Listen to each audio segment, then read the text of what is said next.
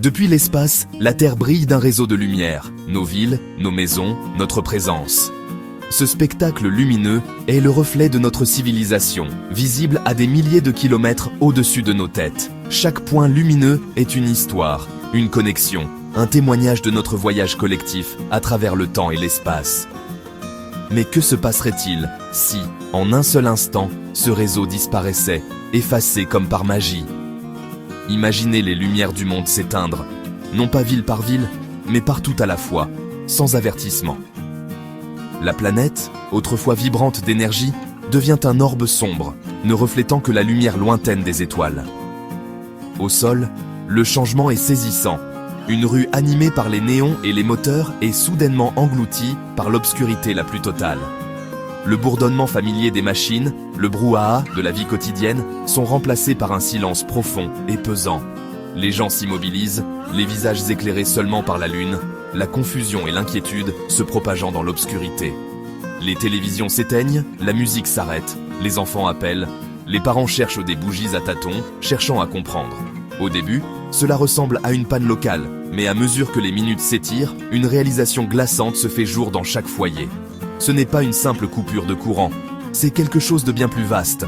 Le monde tel que nous le connaissions a disparu, avalé par la nuit. Le battement de cœur de la civilisation s'est arrêté, laissant place à un vide inquiétant. Dans les foyers du monde entier, les familles se regroupent, désemparées, attendant des réponses qui ne viennent jamais, espérant un signe. Le silence extérieur s'épaissit, et l'obscurité semble absolue, presque palpable. Le monde numérique, la connexion constante, a disparu, laissant place à l'isolement. La fin de la lumière n'est pas bruyante, mais totale, et elle s'impose sans retour. La Terre, autrefois un phare, n'est plus qu'un autre monde silencieux dans le cosmos, invisible aux yeux de l'univers. Et ainsi commence la plus longue nuit que l'humanité ait jamais affrontée. Une nuit sans fin, pleine d'incertitudes. La panne a démantelé la civilisation avec une rapidité stupéfiante. Les réseaux de transport ont échoué, les trains se sont arrêtés, les avions ont perdu leur guidage, les feux de circulation sont morts. La communication a disparu. Pas d'internet, pas de téléphone, pas de nouvelles. Des milliards de personnes ont été isolées, incapables de joindre leurs proches ou d'appeler à l'aide. Les hôpitaux, privés d'électricité, sont devenus des scènes de crise. Les génératrices de secours n'offrèrent qu'un bref espoir. Les machines de survie ont cessé de fonctionner et les plus vulnérables ont payé le prix le plus élevé. Les systèmes de sécurité se sont effondrés, les serrures ont cédé, les alarmes se sont tues, les forces de l'ordre ont été paralysées. Le monde est devenu un endroit sans règles ni surveillance. L'ère moderne ne s'est pas terminée par un grand fracas, mais par le clic silencieux et universel d'un interrupteur. Dans l'obscurité, les structures qui maintenaient le chaos à distance ont simplement disparu. La civilisation, telle que nous la connaissions, était terminée. La première aube sans électricité a révélé un monde inchangé en apparence, mais fondamentalement brisé. Les façades familières semblaient intactes, mais tout avait changé sous la surface. Les gens sont sortis dans des rues silencieuses, troublés par l'absence de sons familiers. Même les oiseaux semblaient hésiter à chanter. Les voisins, autrefois étrangers, se sont rassemblés pour partager rumeurs et confusion, cherchant du réconfort dans la présence des autres. La question, quand l'électricité reviendra-t-elle, est restée sans réponse, suspendue dans l'air comme une prière muette. Les supermarchés ont perdu la réfrigération. La nourriture a pourri, les odeurs se sont répandues dans les allées désertes. Les étagères se sont vidées, l'argent a manqué. Les échanges se faisaient désormais en troquant ce qu'il restait. La chaîne d'approvisionnement mondiale s'est effondrée, exposant la dépendance des villes aux ressources lointaines et à la fragilité de notre confort moderne. Le rythme de la vie a changé. La survie était désormais dictée par la lumière du jour. Les journées étaient des courtes, précieuses. L'eau potable est devenue un combat quotidien, alors que les pompes électriques tombaient en panne, forçant chacun à improviser. Les gens se sont rassemblés près des rivières et des ruisseaux, redécouvrant d'anciennes peurs de l'obscurité et de l'inconnu. Les nuits étaient absolues, remplies d'incertitudes et de dangers imaginés. Le moindre bruit devenait source d'angoisse. Les gadgets inutiles, téléphones, voitures, écrans, sont devenus des reliques d'une époque perdue, témoins silencieux de notre dépendance passée. Le monde numérique a disparu, laissant un vide, un silence numérique qui semblait irréel. Nous étions échoués entre un passé que nous ne pouvions plus atteindre et un futur que nous ne pouvions imaginer, perdus dans l'incertitude. Le silence était rempli des échos de tout ce que nous avions perdu, et de tout ce que nous espérions retrouver un jour. Après une semaine, le chaos a cédé la place à une routine sinistre, une normalité déconcertante. L'espoir s'est estompé.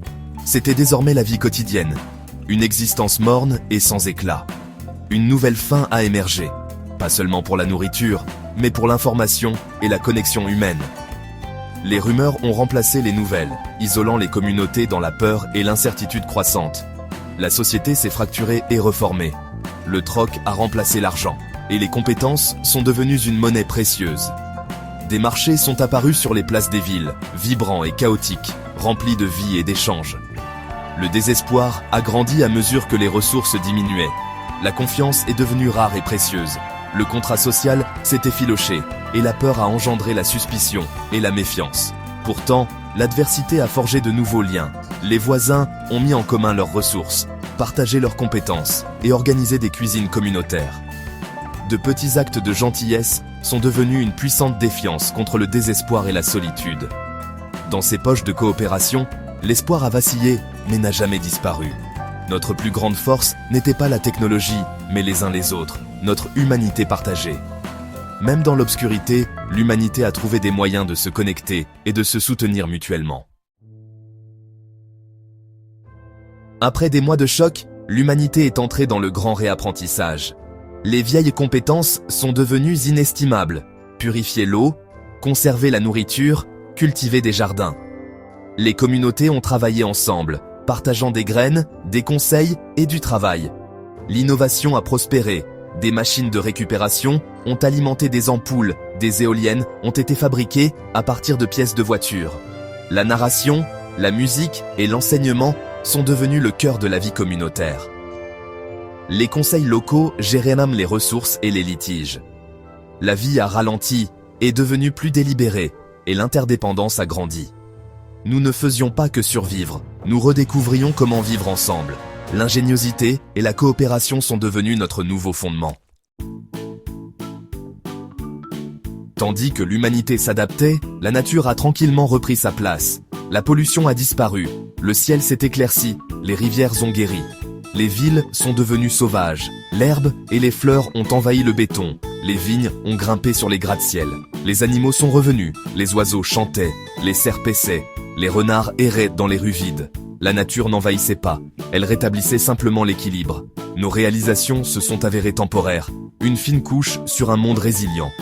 Voir la vie revenir nous a rappelé notre place dans l'ordre des choses. Même si la civilisation faisait une pause, la nature perdurait. De l'obscurité, de nouvelles communautés ont émergé, plus petites, autosuffisantes, profondément connectées. Les voisins sont devenus des partenaires, partageant leurs compétences et leurs histoires. Les places des villes et les parcs sont devenus des centres de vie. Marchés, cuisines communautaires et jeux. Le leadership était gagné par la confiance et la sagesse pratique. Les décisions étaient prises ensemble, enracinées dans de réels besoins. La créativité a prospéré. L'artisanat, la musique et la narration ont remplacé les écrans. La lumière était plus douce, partagée par tous, et a rapproché les gens. Ce n'était pas une régression, mais une renaissance de la connexion humaine. En perdant la lumière de nos machines, nous avons trouvé la nôtre. Le nouveau monde était bâti sur la coopération et la créativité. Imaginez le soleil se levant sur ce monde changé. Calme, paisible et vivant. L'ancien paysage urbain est envahi par la végétation. L'air est clair, les sons naturels. Le grand silence fut un désastre, mais aussi une leçon d'humilité. Nous avons appris à quel point nos systèmes étaient fragiles et à quelle vitesse ils pouvaient disparaître. Forcés de ralentir, nous nous sommes reconnectés avec la nature, avec de vieilles compétences et les uns avec les autres. Notre plus grande ressource n'était pas l'électricité, mais la résilience et la gentillesse de nos communautés. Peut-être qu'une telle panne pourrait être une réinitialisation, une chance de repenser ce qui compte. Est-ce la vitesse ou la profondeur? La technologie ou les liens humains? La force de l'humanité réside dans l'adaptation, la coopération et la capacité à recommencer. Le lever du soleil n'est pas une fin, mais un nouveau début, enraciné dans l'esprit humain durable.